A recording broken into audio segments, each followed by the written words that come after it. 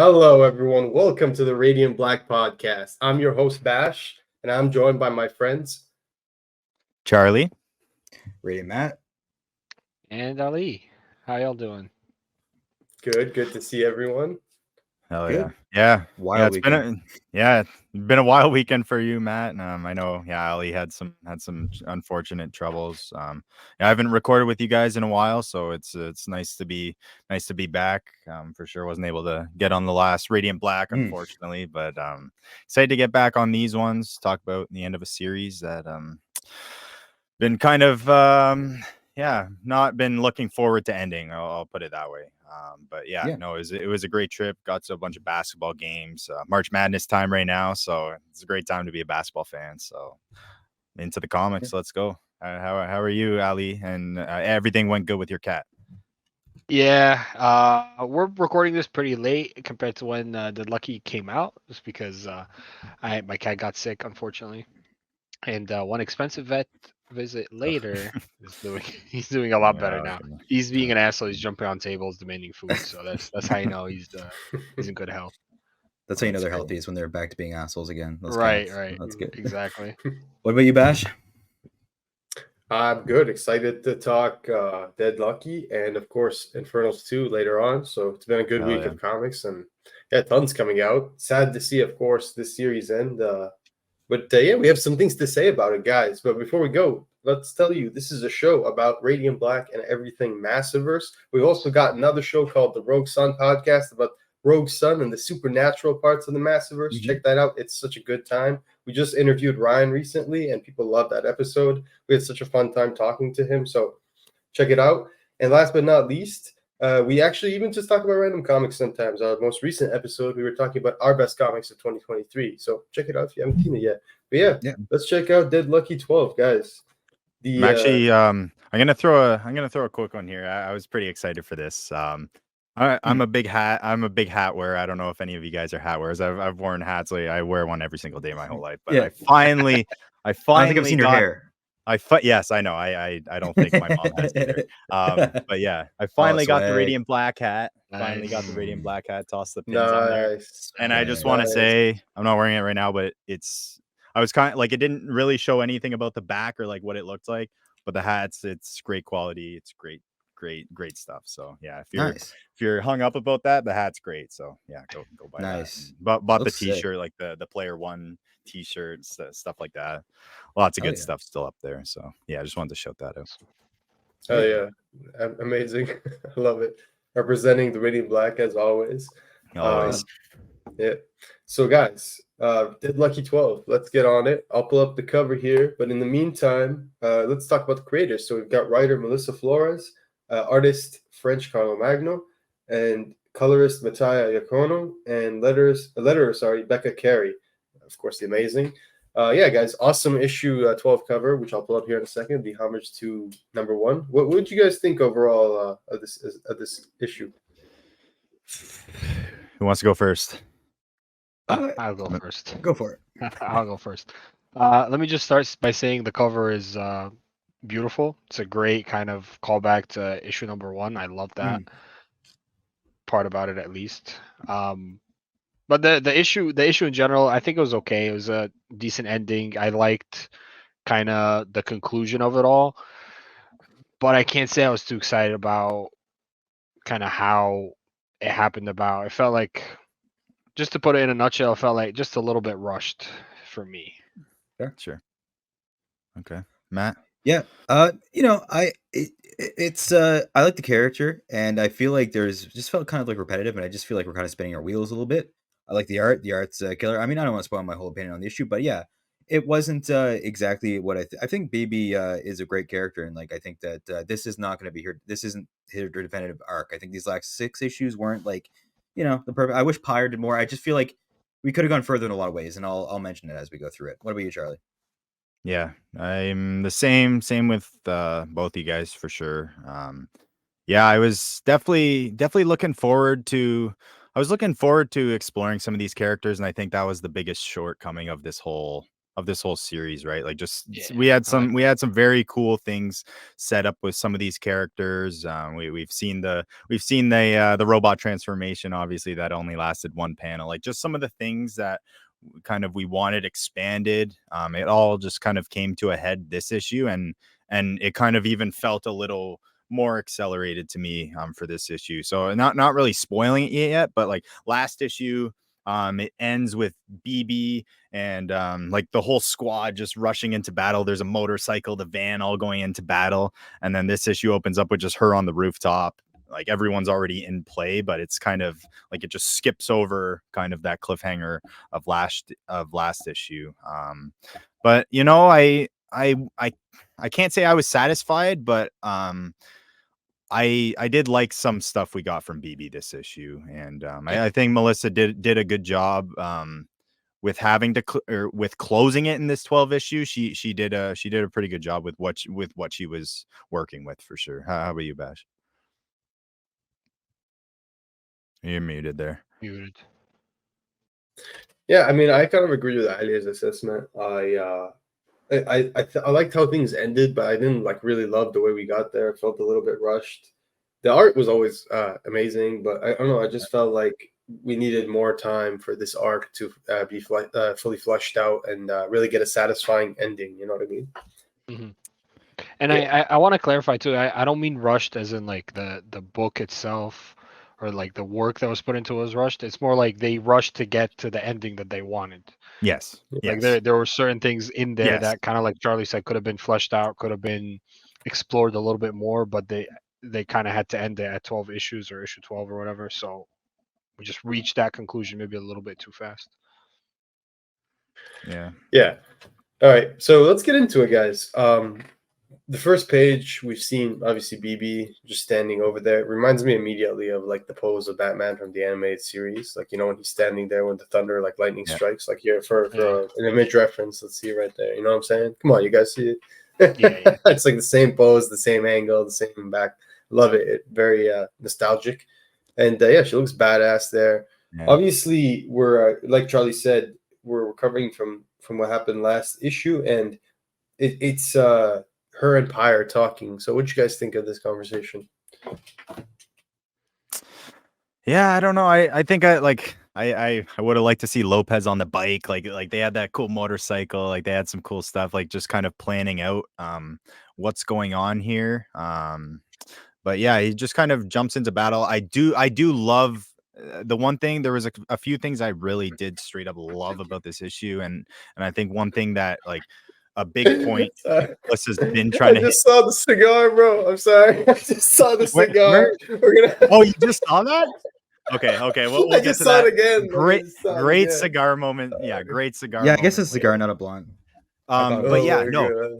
This one point I think Melissa's been trying to hit home this whole time is that like BB says to Pyre, like it really like just they're looking over everything, and they says it really makes me think we never left the war. We just brought it over here with us. I just love that perspective on everything, and just kind of that these two people are overlooking it all. But yeah, just kind of like even knowing later like who released the aid protocol, it made me question a few things here and there. But yeah, the setup of the fight and kind of just this whole idea that like they've been trying to escape war this whole time and kind of make here a better place, so no one has to go over and fight those battles. But now the battle's here, so what does that say about them themselves? That whole thing, I loved it. I like the comparison as like fire and lightning, how like BB strikes in a different way than fire burns everything. Like I like that, but then it's like, you know, I burn stuff down, I don't stop it from burning or whatever, or whatever it was. I'm like, all right, you know, it was half and half. There's parts I like and parts I didn't. And a big part of my disconnect with this book is probably it's a personal thing, right? Because it's war stuff, and that doesn't always personally entertain me. And dealing with the guilt thing, this like survivor and the trauma stuff, isn't necessarily why I read comics personally. And I'm not saying it's bad. It's just not personally what I look for in books. Okay. And I was thinking a lot about that actual point itself. And I believe, and reading her letter at the past, I think a lot of the reason Melissa almost felt like herself, she couldn't dive into that with the characters. Yeah. She tried on the surface because she never had that perspective herself, and she's always done that. Like she's been trying to write this for her wife or fiance or whatever, Yeah. and just trying to do that to honor her. So yeah, I was like, even myself, like I'm like, oh, I wish we could have went more into like Pyre's past and like explored all that stuff in the military. And it's like, I don't know if that's something Melissa ever had any interest in whatsoever, just like not being like relatable to her at all. You know what I mean? And it's tough perspective where you want to showcase this. You've lived with someone who has that struggle, but also you aren't 100% that person and can't really. Yeah, I think she did a really good job of it, and I think a veteran would really appreciate this book. 100%. Yeah, 100%. So yeah, no, I think that's she really did, and she's never wanted to make herself like she's been always upfront with that. Like, I'm not a veteran. I've never experienced this. I'm just trying to. I'm just trying to honor kind of what they do and the struggle they face. So I did kind of like that, and that kind of gave me a little different perspective on the book too. But yeah, it was that cigar scene, that was great. We get Pyre just we were all laughing a little about that before. That was great. Just kind of a little out of nowhere. I think that was his first time. He just kind of started smoking there. But yeah, he just pulls out a nice big blunt. Is it a blunt or a cigar there? What's I don't know. I think the jury's out on that one. What's his choice? It's open-ended, right? It turned into a Metal Gear Solid scene all of a sudden. You know? War never changed. I just suddenly shoot. Mechs of the Patriots. Let's go. But yeah, so great. You know, the Pyre resolution was weird. Like, this feels like I need more. Like, this is an ending point, but obviously I don't think this is the last time we ever see Dead Lucky. Let alone if Massive continues, I think we'll see her. And this is more discussion for later on, because we kind of speculate this might be the end of Dead Lucky, or at least this run. So I do think we'll see more. We'll save that for later. But it was cool to see Pyre. I need more of him. With the fire and the lightning too, like they've I love that point. But even to that point, like we can't really, like, I was never really led to believe that Pyre was much, and I did go back. There was some lines that did allude to it, but I never really got. I never believed that Pyre was like a dick or like the kind of the fiery guy before this whole tragedy happened. So I would have liked to see how he was kind of beforehand, because we just got a couple lines before the accident happened. Now he's just all of a sudden like a big villain. So I agree. Let's see what else we got. Oh, sorry. Yeah, so this one was Mr. Jimmy. Mr. Jimmy. Yeah. This was another example of, I think we could have gone further. Like, are we trying to like show how like companies will put up the facade, the rainbow flag, pretend that they really care? Like, what there's like a term for it now or whatever. Is it rainbow capitalism, where companies like, hey, look how much, but they never really show the support where it really matters in countries where it's even more difficult. Like, the sport's great here where there's a lot of progress, but also like where it really matters. Like, you see like Bethesda's Twitter account, how that doesn't change the colors during Pride Month for like Russia or whatever, something like that. Like, this is nice, but it felt like we're just kind of waving a little bit, nice little wink and nod. But I feel like there's a lot more to do with that. Like the facade, like they could have even done that, or it could have been a reason why BB was chosen by Morrow to use, because like, hey, we're trying to have the people, and she is representing other groups too. So that could have been another element too that I feel like we could have gone further. But that's just my 2 cents. Yeah, I hear that. Definitely, I agree for sure. I'm kind of fanficking again too. I can't expect that book to go fully into it, but just bring out the flag. Maybe think of another path for this. For sure. Anyways. Like, I feel like I didn't get enough time this arc with Jimmy Moss to get that fear or hate or like any strong feelings towards him. In the first arc, I hated him, right? And I'm sure you all agree, like he was a pretty compelling villain.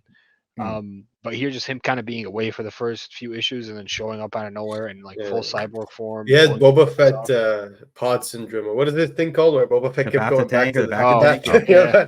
That's the syndrome he had. Back to tank syndrome, bro. He's just constantly like somewhere recovering or chilling or even something to spice it up. Like, what if he got in like the 001 papers leak and Morrow got some radiant black tech or something like that? That would have spiced up the stuff for a second volume. Can I just say, like, my one like pick thing is like I think he looks silly. It's like something you'd see in like Inspector Gadget's Dark Multiverse. Like, I think like you could have like genuinely like, come on, you don't think so? Like, I think No, it I could agree. have The been- robot Yeah, design sticks out to me too.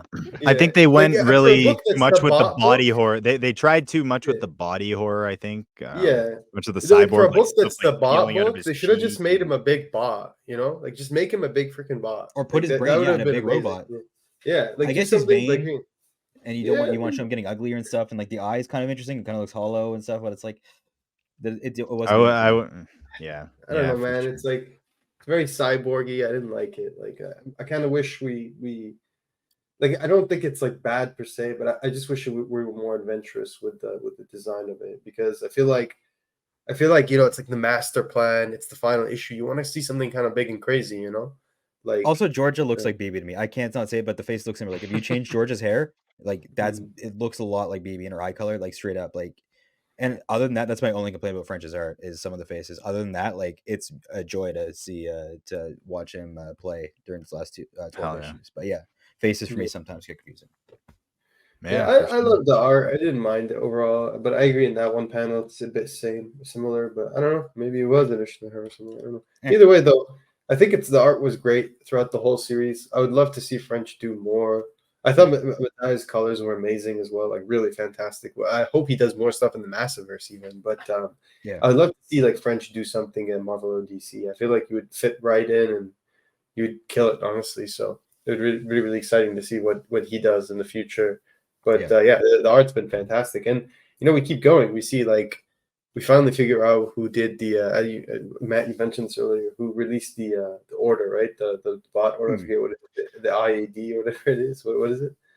The aid protocol. Did this guys give you any questions about Georgia? Like any or no? Like this was just something she wanted to do for the better of BB. Well, she got grief and she's trying to make sure things fall through. Yeah, she might be going a little too like you said, she's going through grief and she's willing to like do extreme measures. Yeah.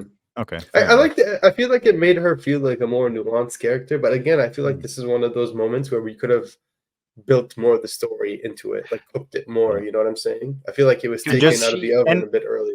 After this, I went back into when the aid protocol and everything was called, and it was just how much Georgia cared for BB, like when BB was, I guess, dead for like 3 days or something in the coma. Like she got out, and Georgia was so happy to see her. But I guess when she released this aid protocol, you just see like immediately like a bunch of these killer robots and like the whole like this whole thing, and it's like an AI robot protocol. So I was just like, I don't know how safe that really is, or like I don't know if that could be the best decision. I don't know. I had some questions about Georgia after that. Well, I saw for sure. I think too, because like Georgia was taking Eddie's death pretty well, right? Like of course she had her grief, but she kind of like hit it well, maybe, and that's what this part kind of shows me, is that even though she might have been hiding her grief well, she was feeling it, and like I said, she was willing to go to those extreme measures to help BB even against her will. That's a good point. Yeah. Okay. I like the panel with her eyes. I like when they go up close. It really shows like her guilt. It was really nice like moment. It felt like satisfying reveal, but like I said, I feel like.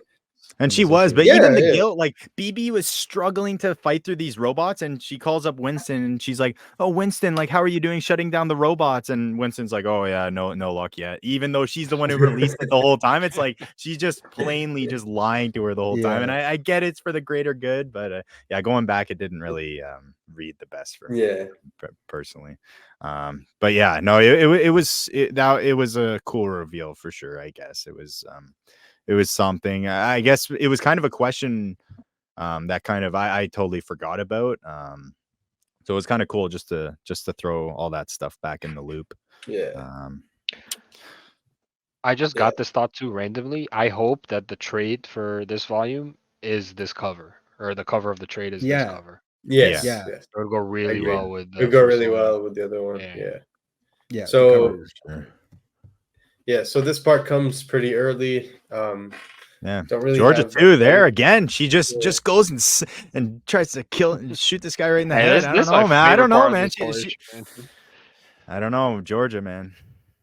Georgia is not afraid. She's maybe it's also symbolism that the pyre has put the fire and the people, you know, like Yeah. who knows? Like, so if Jimmy Exactly. sprung for the data plan, would he still be around? Because he did say it's like, oh, you put yourself in the Wi-Fi, Jimmy. Like, if he didn't come with like AT&T or something, he'd still be good. That's such, I don't know. That's a bit of a caveat. Like, is he that cocky? Like, you would be encrypted if you're that loaded. You would have like a personal person hired to make sure that no one hacks you or something like that. You would have like a room of people with. But I digress. You know, whatever. It's that's not like a glaring plot hole. Like, plot hole keep me awake at night. That's I right. mean, dude, he like for a guy who's yelling about how he's a god, like he gets ended pretty quick, you know. I Like, know that's the thing too. you don't even see him get ended. It just gets like boom. He gets like Indiana Jones. You know what I'm Yeah, saying? I'm Like okay with chicken Was shit he, villains. so but it is he was a lot. actually dead? Is he actually dead then, or is he bro, coming he gets back? Raiders of the Lost Can be the Ark, villain bro. in Supermassive. His AI could be back. He's probably in the cloud. Like, you know, he can come That would back. be pretty cool. But if he comes back, I hope he takes on a proper "I am a god" form. Like, take on something cool Yeah. and not like I I maybe can see him coming I back, feel kind of this like way. Doc Yeah, Seismic, you know, like a Doc yeah. Seismic return, just Or way more Angstrom OP, Levy. you I know? like when people Yeah. get messed Yep, up I mean, and come back. especially with 001 tech, like maybe he like finds a way to get like some like renegade like alien from like another like opposite of the what's it called? That's what I mean. Of Like, as a the finale, yeah. this didn't feel more final than Volume 7. Well, like issue 6 kind of built up to like infiltration, but there's also like a bit of open ended stuff. Is like, where's the powers from, right? Like, where I want to know that story of like who's experimenting with this, how they choose this unit, and how they, you know, like there's a lot more I'd want to get into. This feels like I want more. I'm like, okay, what's Pyre up to? Also, Pyre would be great if they made like a Thunderbolts in the Yes. Massiverse. Like, he'd be a great asset there. Yes. I like Yes. that. Pyre would have a really cool like I feel like he's the kind of character who could have a really cool redemption arc as well. Yep. Like over Because he was time, like, you abused, know he what I mean? killed. Yeah, Like, the military yeah, abused him. He has a right. I mean, obviously he's been crazy, but he can be like of Bucky course. kind of deal. Yeah, exactly. So I like Pyre a lot. Like if that's the main takeaway we get from the second arc of Dead Lucky is that like Pyre becomes a big player. I like that. Stoker remains unknown, right? Yeah. Yeah. What is it? What's even going on with Stoker? Dude, Stoker doesn't have dialogue, dude. Just like kind of there. Maybe He there's didn't a say a reason single for word, that. did he? Ever, right? No, he I don't think hacked so. someone. He hacked someone once. Yeah, but did he right? speak? Did he have speech bubbles? I don't feel even remember. He just said, I "Oh, don't I'm gonna think so. hack you." But Yeah, is yeah. it the fact that you may or may not remember? Isn't that a bad thing though? Like, Fair. Maybe it's just Fair. Stoke Also, speculation. the last Mm. page we see the last page, like after the fighting all happens and she kisses Maria, that's Yeah. a beautiful page. If we can get that on a poster or even on a T-shirt, Yeah. It's a not really this one, nice page. the one after this one, it's amazing. It's an amazing page. Oh yes, That's funny. yes. This is a nice looking book. Like it's such a sleek look, and it adds to the tech and feel. Like, it's very streamlined and sleek. Like, Yeah. the direction's dope. Guys, is that the same therapist she had in the beginning of the series? I think so. I think Maybe yes, not, but like, I don't. yes, and it's yeah, I love how they ended it. They ended it like that. Like they really kind of like they didn't completely end it like that, but I think definitely the first couple pages of the series were in a therapy office, right? So that's very cool. And she's got a lot. She's got her whole squad behind her now. I guess she's I don't know, she's more open up to the spirits, but yeah, it looks like she has like even a bigger crew now than she did prior. Also, BB, like, we know that these are just like, these aren't actually, I guess they're not the souls, it's just the memories. It's like her weaponized grief, basically. Like, she could be like Scarlet Witch OP, really, if she's unleashing like electrical demons. Like, Okay, yeah, BB's got I a high guess ceiling. that's what it is, right? I guess. Yeah, I guess that's what it is, because Ghost had a spirit, right? But he ended up not being like Ghost is Pyre. Is that right?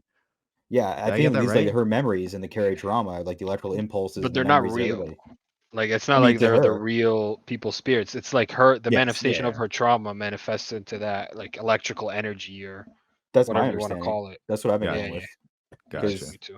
I feel like that's another element that Pyre provided in this volume, which was cool. That's my favorite aspect of the series, is speculating, okay, are these real spirits that she's using or whatever? And like, yeah, it's looking that way. I like, Yeah. no, I think that's a good answer. I would take that as a definitive answer if it was one, but that's what I'm gonna go with now. So I love it. Yeah. And then at the end we see, I don't have the page here. We don't want to show the whole comic, but we have snag the this page. book. Especially if you like the series, catch the finale. We see the Goes page back. with Eddie. to Eddie. What'd you guys think of that? I love Volume 2. We didn't see Eddie, but I feel like this is still a really good ending and a more realistic one, to be honest. He got his dog tags, which is nice. Like, you're not a soldier, but I know you never felt like that. But he really was a character that deserved a full issue in like to talk about like in the afterlife or whatever. I do really wish we got that or more of him after that. But yeah, it's nice seeing she's kind of not focusing so much on her past now. She's gonna work on living for the people that she loves, right, or that loved her. Yeah. So yeah, it's a very fitting. It is a good ending for the book, or I don't know. Would you call it an ending? Would you call this? I guess it's an ending to the series. It says end. I'd say for now it is the ending, and I think at least for the short term future, we'll see her in Supermassive 2024. Or the catalyst would have been sweet too. Like which I forget. I have to read Supermassive again, but one of them, one time, I think you'd be calling BB because you'd be pretty useful against these robots. But either way, I have nothing. Go for it. I wonder if now that she doesn't have her own ongoing, if that kind of frees them up to use her in the other books, because that was my question. Yeah, that was my question. Are we gonna see her next written by Melissa, or are we gonna see someone else using her now that she's available? That's a good question. Yeah. I think it's possible. Yeah, I think it's Satomi's a little different though, because Satomi was created by Kyle, right? I didn't. Yeah, I guess you're right. Yeah, Cherish kind of influenced the backstory, but yeah. Ryan created Roxanne, Melissa created Dead Lucky. They might all be under Massiverse, but I think it's still they created that character.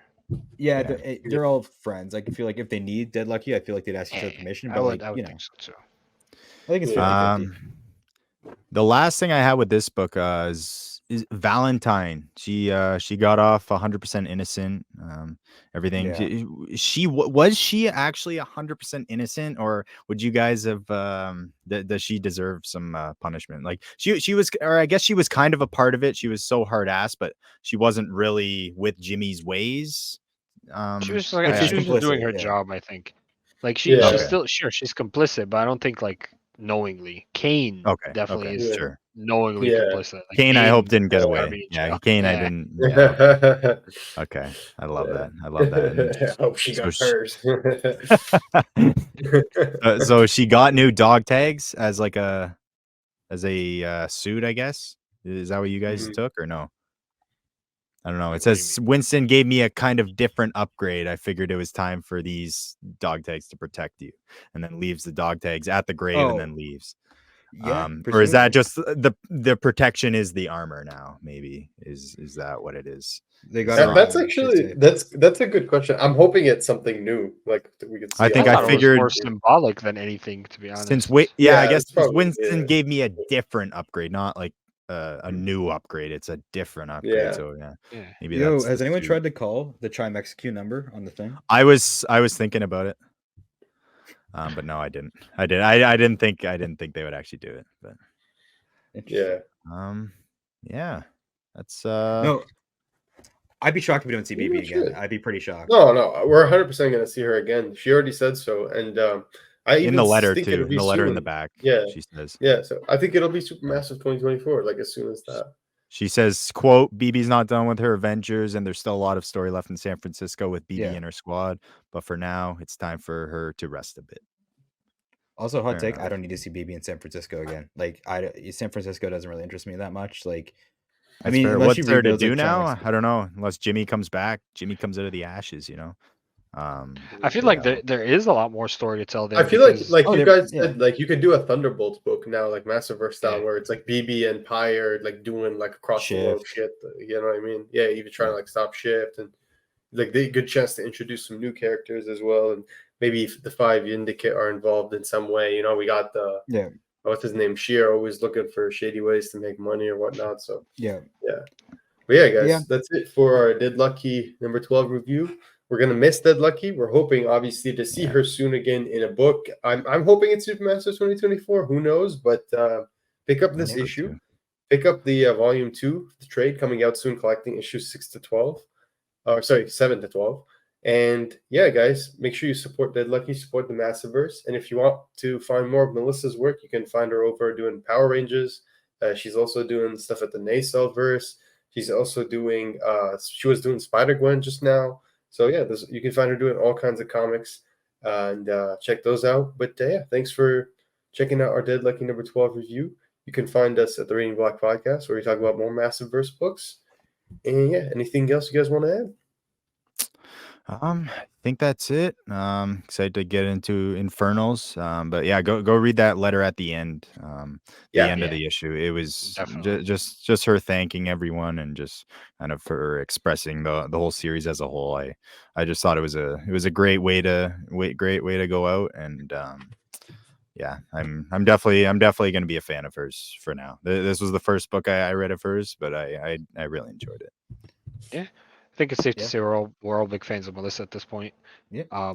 It was a great book, a bittersweet ending, but I enjoyed the book throughout. I'm definitely gonna be getting volume 2, and also shout out to Sandra Wynn for all the recipes at the back of each of these books. An appetizer to round it all out.